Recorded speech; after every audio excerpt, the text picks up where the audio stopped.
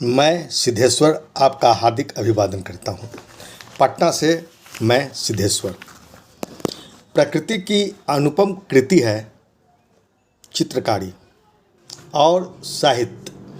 प्रकृति और जीवन का सौंदर्य हो या विसंगतियाँ, इसकी शब्दाभिव्यक्ति है साहित्य। तो रेखाओं अथवा तुलका द्वारा दी गई अभिव्यक्ति को हम चित्रकला कह सकते हैं। हम कह सकते हैं कि कला और साहित्य प्रकृति और जीवन की अभिव्यक्ति है, जिसे हम अपनी कलम और ब्रश के माध्यम से मौलिक संप्रेषण का माध्यम बनाते हैं। मनुष्य अपनी इंद्रियों द्वारा, मन द्वारा ब्रह्म जगत और प्रकृति की समस्त वस्तुओं का स्थूल ज्ञान एवं उनके प्रति रसानुभूति का अनुभव कराता है और उसकी कला के माध्यम से दूसरों के सामने प्रस्तुत करता है। मैं आपको बतलाना चाहूँगा कि मैं साहित्य का सृजन तो करता ही रहा हूँ। साहित्य की विभिन्न विधाओं में मैं लिखता पढ़ता रहा हूँ, कहानी, कविता, लघु कथा, तमाम विधाओं में। लेकिन मैं 14 वर्ष की उम्र से ही चित्रकला के प्रति रुझान रखा और आरंभ में मेरी कलाकृतियाँ या कहिए कि बचपन में बनाए गए मेरे रेखाचित्र नंदन जैसी पत्रिका, बाल भारती जैसी पत्रिका, तमाम पत्रिकाओं में जब प्रकाशित होती थी तो बड़ी प्रसन्नता होती थी। और उस समय ही मैं हिंदुस्तान जैसे अखबार में और सुपर ब्लिज जैसी पत्रिका में मेरी रेखाचित्र कविता और कहानी के साथ प्रकाशित होती रही। कविता और कहानी के साथ जब मेरे रेखाचित्र प्रकाशित होते थे तो मुझे लगता था कि मैं भी चित्रकारों की श्रेणी में आ सकता हूँ। मैंने कला की कोई प्रशिक्षण नहीं लिया है, इसके बावजूद मेरे रेखाचित्र देश भर की तमाम पत्रिकाओं में ससम्मान प्रकाशित हो रही है। और हंस हो, आजकल हो, समकालीन भारतीय साहित्य हो, कथादेश हो, वागर्थ हो, देश की जितनी छोटी बड़ी पत्रिकाएं हैं, 1000 से अधिक पत्रिकाओं में मेरे रेखाचित्र प्रकाशित हुए हैं और आज भी हो रहे हैं। और कम से कम 100 से अधिक पुस्तकों के मुख्य पृष्ठ पर भी मेरी कलाकृतियाँ प्रकाशित हुई है। मेरी कलाकृतियाँ खासकर आधुनिक कला से संदर्भित है और मैं रेखाओं के माध्यम से अपनी बातों को अभिव्यक्त करने का प्रयास करता हूँ। रेखाचित्र मैं इस तरह बनाना आरंभ करता हूँ और फिर इसे आगे बढ़ाते हुए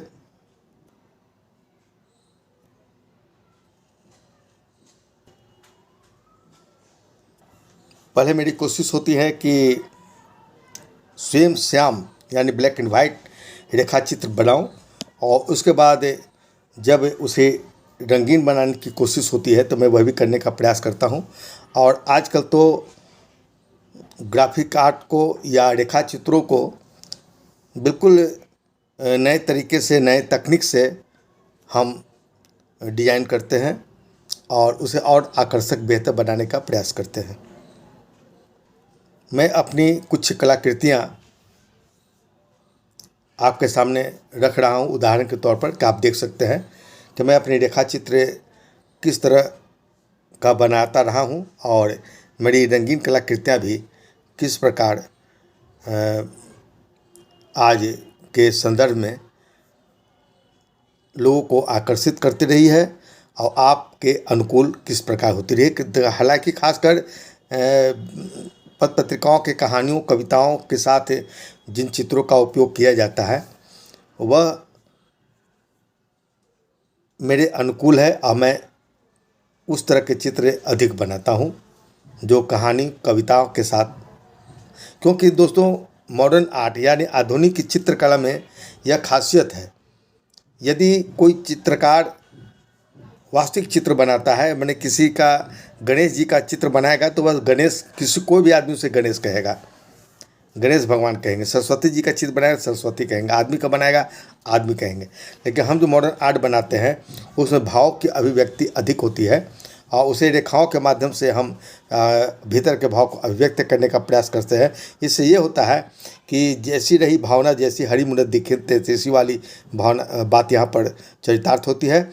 जो आदमी जिस भावना से उसे देखता है वह अपने अनुकूल उसका शीर्षक दे सकता है, या वहाँ पर वह सब अपनी अभिव्यक्ति दे सकता है। उसका शीर्षक हम उन पर ही छोड़ देते हैं कभी कभी, क्योंकि जिस तरह कोई माँ बच्चे को जन्म देता है तो उस समय उसका कोई नामकरण नहीं होता, लेकिन बाद में उसका नाम दिया जाता है। उसी तरह मेरी कलाकृतियाँ भी बहुत सारी ऐसी है जिसे मैं जन्म तो दे देता हूँ और उसके बाद उसे नाम दिया जाता है या उसे कहानी कविता के साथ प्रस्तुत किया जाता है।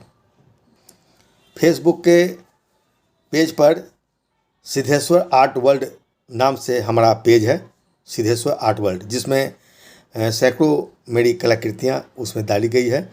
और उसमें यह निवेदन रहता है कि देश भर के जो भी रचनाकार, कलाकार या कोई व्यक्ति जो अपनी मुख्य पृष्ठ पर अपने मेरी कलाकृतियों को लेना चाहे, रेखाचित्र को लेना चाहे, तो मेरे व्हाट्सएप नंबर 9234760365 इस व्हाट्सएप नंबर पर हमसे सहमति लेकर प्रकाशित कर सकते हैं।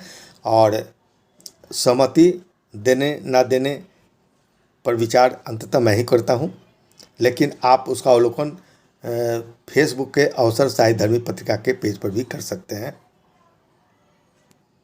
तो आइए मैं आपको कुछ कलाकृतियों को आपके सामने प्रदर्शित करता हूं, ताकि आप मेरी कलाकृतियों से रूबरू हो सके। और मैं यह बतला दूं कि मेरी एक पुस्तक भी आने वाली है जिसमें रेखाचित्र के बारे में व्यापक से चर्चा की गई है।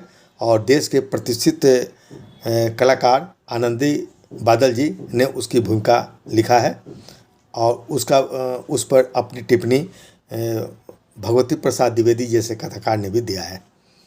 मेरी रेखाचित्र अब तक कम से कम 2000 से अधिक रेखाचित्र हमने बनाया है, जिसमें से अधिकांश प्रकाशित हो चुके हैं और आज भी लगातार प्रकाशित हो रहे हैं। हंस और वीणा पत्रिका के मुख्य पृष्ठ पर भी मेरी रंगीन कलाकृतियाँ प्रकाशित हुई है।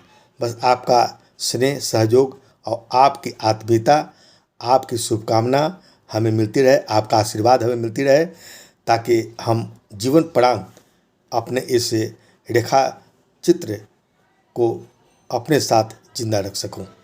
बहुत बहुत धन्यवाद।